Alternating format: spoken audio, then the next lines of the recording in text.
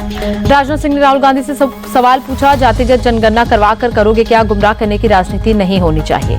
ठाणे में केंद्रीय मंत्री गजेंद्र सिंह शेखावत ने कांग्रेस पर साधा निशाना, कहा कि कांग्रेस को पता है वो सत्ता में नहीं आएगी, फिर भी झूठे वादे कर रही है।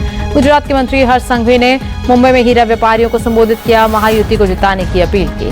महाराष्ट्र चुनाव में वोट जिहाद पर सियासी घमासान मचा हुआ है। देवेंद्र फडणवीस ने एक जनसभा में सुनाया ऑडियो क्लिप। फडणवीस ने सज्जाद नुमानी का वोट जिहाद का ऑडियो सुनाया और वोट जिहाद के खिलाफ धर्मयुद्ध का नारा दिया, कहा एक रहेंगे तो सेफ रहेंगे। सज्जाद नुमानी के ऑडियो क्लिप पर फडणवीस बोले, हार की बौखलाहट से कांग्रेस और उसके सहयोगी समाज तोड़ने वाले विचारों को आगे लाने की कोशिश कर रहे हैं। वोट जिहाद पर शरद पवार ने कहा कि वोट जिहाद का मुद्दा फडणवीस से निकला, वो चुनाव को धार्मिक रंग देने की कोशिश में है। देवेंद्र फडणवीस की धर्मयुद्ध वाली अपील की कांग्रेस नेता हुसैन दलवाई ने निंदा की, कहा मुसलमान अपनी मर्जी से बीजेपी के खिलाफ वोट करना चाहते हैं। नागपुर में कांग्रेस नेता रणदीप सुरजेवाला ने देवेंद्र फडणवीस को जिहाद का सबसे बड़ा एक्टर बताया, कहा उन्हें नफरती जिहाद नाम की फिल्म बनानी चाहिए। वोट जिहाद पर रेल मंत्री अश्विनी वैष्णव का आरोप, कांग्रेस ही नहीं उसके सहयोगी दलों ने भी धर्म के नाम पर बांटने की कोशिश की।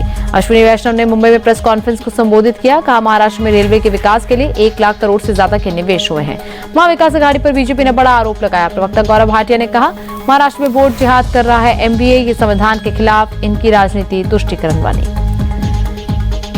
बीजेपी नेता किरीट सोमैया ने सज्जाद नुमानी की शिकायत केंद्रीय चुनाव आयोग से की, बीएनएस के तहत पुलिस कार्रवाई की मांग की। नासिक में उद्धव ठाकरे पर बीजेपी सांसद अनुराग ठाकुर ने आरोप लगाया, कहा कि उद्धव ठाकरे भगवा को गाली देते हैं, बाला साहेब ठाकरे के आदर्शों से बहुत दूर चले गए हैं। नागपुर में बोली बीजेपी सांसद कंगना रनौत, पटोगे तो कटोगे स्लोगन एकता के लिए है। महाराष्ट्र के अमरावती में राहुल गांधी ने एक रैली को संबोधित किया। राहुल बोले, महाराष्ट्र में चोरी की हुई सरकार चल रही।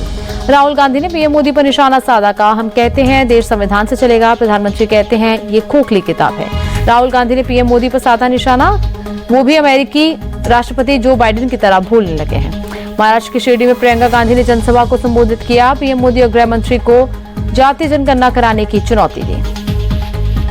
महाराष्ट्र कांग्रेस ने जयश्री पाटिल को 6 साल के लिए पार्टी से निकाला, सांगली से निर्दलीय चुनाव लड़ने पर एक्शन।